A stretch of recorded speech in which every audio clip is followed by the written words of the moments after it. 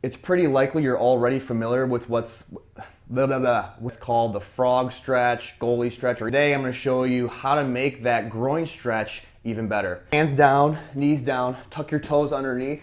Get your knees as wide as possible. Typically with this stretch, we want to just rock forward and rock back. And when you sit back, you will get that groin stretch you're looking for. However, we can get more out of doing a simple adjustment of our low back and pelvis. So what we'll do is rock forward, and you want to tuck your tail between your legs, or a posterior pelvic tilt. Then you want to maintain that as you sit your butt back towards your heels as far as you can go. Then when you can't go any further, you're going to slowly twerk or tilt your pelvis forward into a J-Lo booty, and you should feel more stretch in that groin. If it's uncomfortable in your hips, you can try laying your toes out, or if that doesn't work, you can emphasize one side at a time by sticking one leg out and doing the same thing.